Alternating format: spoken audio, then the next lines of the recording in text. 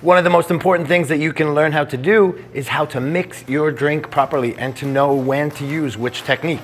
That's what we're going to show you. Welcome to the series brought to you by the Patron Education Team, together with all their friends from bars all over the world.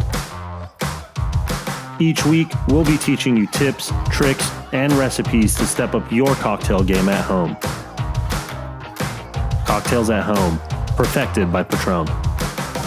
My name is Stephen Halpin, and I'm one of the members of Patron Education Team. And today, I'm going to show you how to use a shaker, how to use a mixing glass, and how to use those in the proper way for the proper cocktail.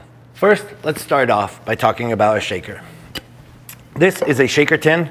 You may be familiar with it also as a Boston shaker. Boston shaker usually has a pint glass, but it's going to use the exact same way.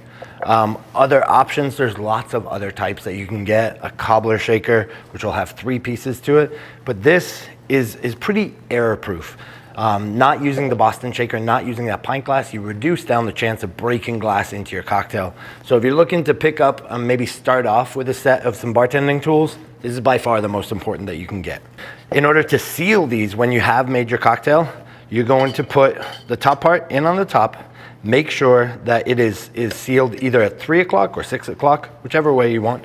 And just so that you can see it up close, you're gonna make sure that that seal is open all the way around here, but is kept tight on that edge.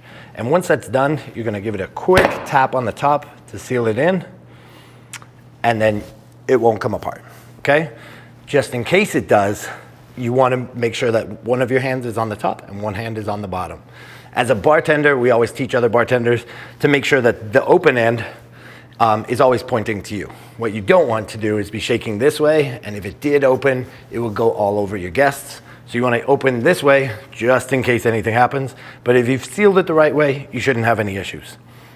Next, before we even get to adding anything else into it, understanding proper technique. With this, all we're doing at the beginning, when you look at other bartenders, you'll see that everyone has their own kind of flair to this, but really all we're trying to do is get all of the ice to go to one end and then all of the ice in the drink to come back and aerate it. You want to get it cold as you can, as quick as you can. And so what we're going to do is just go back and forth. Make sure that your arms are held upright, that your elbows should be perpendicular to the floor, and you just want to go back and forth, just like that. Get your rhythm down, feel the ice hitting this end, and then bring it back. Hitting and back and forth, for about 10 seconds. You should start to feel the can get nice and cold. That's how you know you're doing it right. When you're finished and the cocktail has been shaken, a quick tap on either side. I'm left-handed, so I would hit it on the left side, which would be at 9 o'clock. If you're right-handed, you would hold it in this hand, and you would hit it at the 3 o'clock point. And once you hit it at that point where they're connected, it will loosen up the seal. And so just a quick tap and it's opened and ready to go. The next technique that we're going to look at is the art of rolling a cocktail. We're gonna take a shaker that we've added ice into the small end of, and then nothing in the larger end. And in on top of that, we'll add whatever cocktail it is that we're mixing. And then what we're gonna do is aerate this cocktail and get it cold. But for this particular one, we want to add as much air as possible. Purposes to using this, I think the best example is a Bloody Maria. Really, tomato juice is going to be much better the more air that you can add into that drink.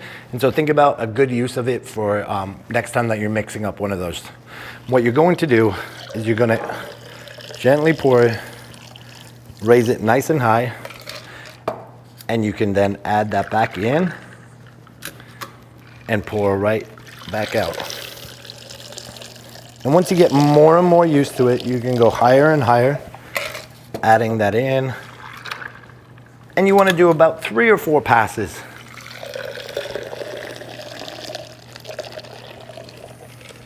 There's some amazing videos that you can watch on YouTube of great European and Japanese bartenders that have a lot of great skill moving around with this. And you can definitely practice, and you'll definitely be able to mix it up in that way. And so once that's done, you'll feel that the shaker is nice and cold, the liquid is cold, it's aerated, and it's perfect and ready to go. Finally, the last cocktail that we're gonna look at is, for today, we're gonna make an old fashioned. A general rule of thumb is if the cocktail has any kind of citrus or juice in it, we're going to shake it or aerate it by rolling it. And if it doesn't, and it's just a spirit forward cocktail, then we're gonna stir that cocktail up. Obviously, there's exceptions, and I would definitely recommend that you try a lot of cocktails using both techniques to be able to see which one works for your drink. But for this one, we've made an old fashioned, and I'm gonna show you how to stir it. So in your stirring glass, and if you don't have one of these, you can use a pint glass. You can use one of the parts of your shaker. It doesn't really matter. This glass is particularly designed for you to be able to pour out from at the end. But taking your spoon and holding it kind of like a pencil, and allowing it to trace along the wall. The back of the spoon should be pressed against the wall of the mixing glass.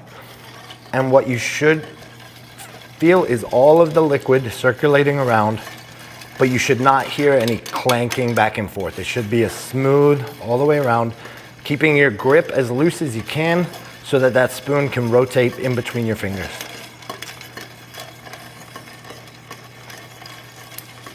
About 25 to 30 rotations is generally good enough to get your drink cooled down and also add enough dilution. And that's gonna be perfect. And that's the easy way to make an old fashioned. I hope you've enjoyed this class, learning these new techniques to be able to help you step up your cocktail game to the next level.